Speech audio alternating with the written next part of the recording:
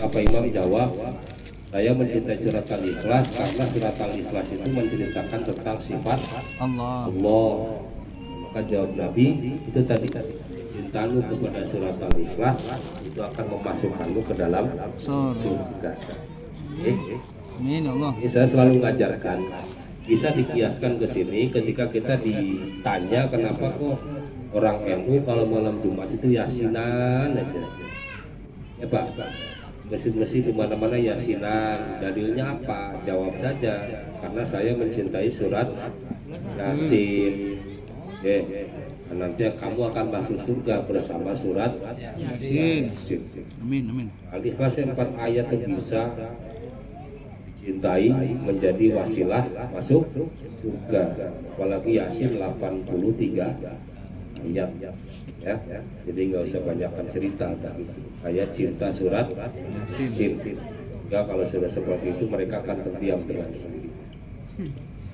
Kemudian an Anas bin Malik radhiyallahu taala anhu, dari sahabat Anas bin Malik radhiyallahu taala anhu, Nabi sallallahu alaihi wasallam bersabda, man qara'a qul huwallahu ahad mi'atai marratin. Nah, ini agak ringan. Siapa yang membaca qul huwallahu ahad 200 kali, ya, 200 kali, waalaikumsalam, maka ghafarallahu lahu dzunuba mi'atai sanatan. Dzunuba mi'atai sanatan, Allah ampuni dosanya selama 200 tahun. Oh, lumayan. Baca Al-Ikhlas 200 kali itu diampuni dosa 200 tahun. Umur aja belum tentu sampai. Artinya memang surat Al-Ikhlas ini luar biasa, sehingga Rasul menyebutnya apa? Sepertiga Al-Quran. Baca 3 kali itu sama dengan khatam baca Quran. Jadi nggak usah nolak, oh ini hadisnya sahih, ya, hadis sahih riwayat Imam Baihaqi, haditsun sahihun. Ya, silakan yang merasa banyak dosa rajin-rajin baca surat Al-Ikhlas. Kalau bisa berapa kali tadi? 3 kali sih dosanya sedikit, ya. 200 kali itu diampuni dosa 200 tahun. Masya Allah. Itu hadis ke-7. Kemudian ke-8, karena Rasulullah Shallallahu Alaihi Wasallam ta'awadu minal jani wa ainil insan hatta nazalat al-muawwidatani. Ini surat Qul a'udzu birabbil falaq dan Qul a'udzu birabbin nas. Disebutnya muawwidatain, 2 surat yang diawali dengan Qul a'udzu. Rasulullah Shallallahu Alaihi Wasallam pernah terkena sihir oleh seorang pendeta Yahudi namanya Lubeb bin Asor. Sihirnya entah kalau di Indonesia apa namanya, pakai boneka terus diikat dengan tali. Sihir apa namanya? Santet. Macam itulah, santet itu ya. Ditaruh di dalam sumur, ya, sumur darwan. Nah, itu Rasul meruqyahnya, mengobatinya atau diobati oleh malaikat Jibril dengan dibacakan Qul a'udzu birabbil falaq, ya, dan itu menjadi asbab nuzul surat Al-Falaq. Jadi hadis ini Rasul Shallallahu Alaihi Wasallam ya ta'awwadzu minal jan, selalu minta perlindungan dari gangguan jin, wa ainil insan, dan pandangan jahat manusia, sampai akhirnya turun surat Al-Muawwidatan. Falamma taraka hatta nazalat al-muawwidatain, falamma nazalata akhoda bihima wa taraka masyiwahu. Sebelumnya Rasul baca ta'ud, ya, kemudian turunlah surat Al-Muawwidatain, Qul a'udzu birabbil falaq, Qul a'udzu birabbin nas. Setelah turun 2 surat itu, Rasul meninggalkan yang lain. Beliau menggunakan khusus 2 surat itu untuk mohon perlindungan dari jin dan pandangan jelek manusia. Apa? Masalah yang jenengan itu nggak yakin, ya, nggak pede atau kurang diasah, sehingga nih hafal bolak-balik kulau tu birabil falak, kulau tu birabil nas, kulau tu aqul huwallahu ahad, tapi anaknya kesurupan yang ke Pak Imam juga tengah malam. Ya, padahal yang dibaca Pak Imam ya itu juga. Jadi itu penting. Ada hadis sahih juga, doa silahul mukmin. Doa itu senjatanya orang mukmin. Jadi kita sudah diberikan senjata oleh Allah dengan doa. Tolong dirawat, dijaga baik-baik itu senjatanya dengan cara didawamkan. Ya, saya 14 tahun jadi imam. Silakan sampai mau amalkan monggo. 14 tahun saya pernah jadi imam.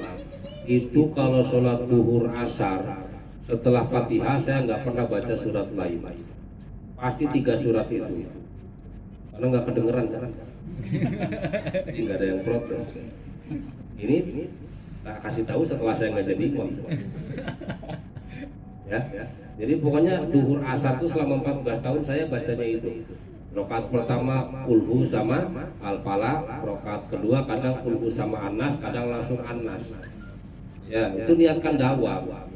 Sehingga kalau urusan cuma anak kecil kesurupan atau jin lewat gitu, ya saya dari rumah berangkat ke rumah yang kesurupan, sampai rumah tuh udah kabur duluan itu jinnya. Ya itu biasa. Jadi tajam, sebenarnya enggak. Tiba begitu datang jin diketawain lah sama jinnya, aku juga hafal. Kalau aku tahu sebab-sebab lucunya. Ya, diasah ya. Jadi 2 surat Qul a'udzu birabbil falaq, Qul a'udzu birabbin nas. Boleh ditawasulkan dengan pakai air, jangan air kopi. Abang ngamuk jinnya.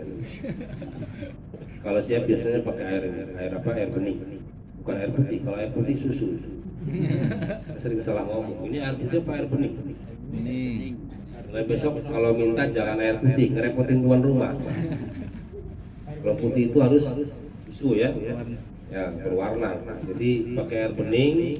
Kemudian kalau kira-kira jinnya bandel Pak, ini sambil baca Al-Ikhlas 3 kali, Al-Falaq 1 kali, An-Nas 1 kali, tambah ayat kursi, nggak usah banyak-banyak. Ini putar seperti putaran toa, terbalik arah jarum jam ke kiri. Ya. Terus selesai ditiup. Karena yang namanya ruqyah itu harus ada tiupan. Ya, sudah itu silakan diminumkan sama diinikan ke pun yang keserupan. Belum manjur juga yang bukan salah ayat-ayat. Ngadu keyakinan. Ya, saya jajakan ya, silakan diamalkan. Mobil itu azas hukum. Ya.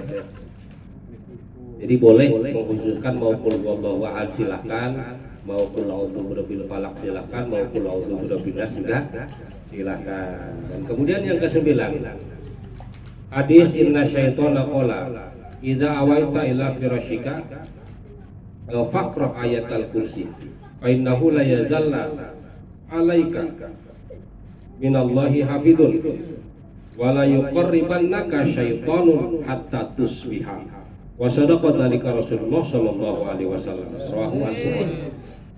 Ini makanya jangan suka nyalain setan terus. Kalau ada apa-apa salahin setan. Salahin setan. Setan itu pernah berbuat baik. Pernah jujur maksudnya. Ya, untuk urusan ayat kursi yang ngalami adalah Abu Hurairah radhiyallahu anhu. Jadi ceritanya Abu Hurairah sedang ditugas oleh Rasul untuk jaga Baitul Mal harta zakat ketika Ramadan. Tiba-tiba ada kakek-kakek mencuri, tolong itu apa gandumnya itu sekarung. Terus ditangkap sama Abu Hurairah. Kamu siapa? Kenapa nyolong? Minta maaf lah. Keluargaku di rumah anakku suruh belum makan. Udah berhari-hari. Jangan lapor ke Muhammad ya. Ya udah besok jangan kayak gitu lagi enggak. Akhirnya pulang. Tapi kan Rasul tahu. Ya, kemudian Abu Hurairah dipanggil Rasul, tadi ada orang begini ya Rasul, apa kata dia? Ya katanya begini besok gak akan lagi, besok datang lagi. Ya, sampai kedua kali besoknya datang lagi. Nah yang ketiga kali, ketika dia mau pulang itu sambil nyolong juga, si setan ini ngomong, kamu mau nggak? Aku kasih sesuatu yang kalau kamu baca aku nggak akan datang-datang lagi. Akhirnya si Syaitan membacakan ayat, mengijajahkan ayat kursi ke Abu Hurairah. Setannya setan, tetap dia pernah berbuat baik. Cuman ke Abu Hurairah kalau kejenengan nggak akan pernah. Karena nanti ini menjadi asbab betapa agungnya ayat kursi. Akhirnya ditanya oleh Rasul, ya Rasul, kata Abu Hurairah, saya diajarin ayat kursi kok tumben dia jujur kan? Ya, itu riwayat panjangnya, riwayat pendeknya kan. Jadi sebelum tidur itu baca ayat kursi, maka Allah akan utus malaikat untuk menjaganya semalam itu. Ya, amin ya robbal alamin. Nah, itu tambahan untuk kesempurnaan majelis kita. Intinya apa yang oleh tetangga-tetangga sampean, kawan-kawan sampean, teman kerja dan lain-lain yang suka bid'ah itu mereka intinya ngopinya kurang kental, pikniknya kurang jauh ya. Terus cara kaji mereka adalah cara-cara doktrin, hanya main di permukaan saja. Sementara amalia-amalia Nahdiyah ini betul-betul menyelam sampai ke dasar, sampai mendapatkan intan berbuah.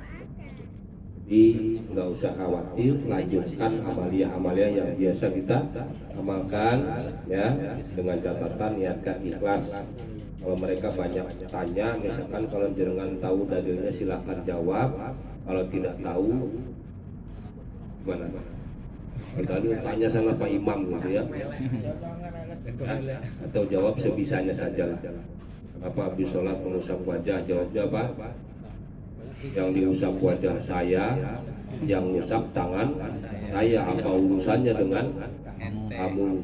Ya, kalau assalamualaikum ngusap wajah kamu, nah kamu boleh tanya apa dalilnya.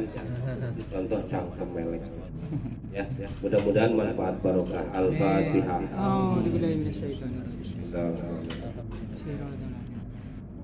Ya kana wa ya kana nasta'in Wiril maghdubi alaihim waladdallin. Kalau yang malas tahajud kemarin sudah dalilnya ya.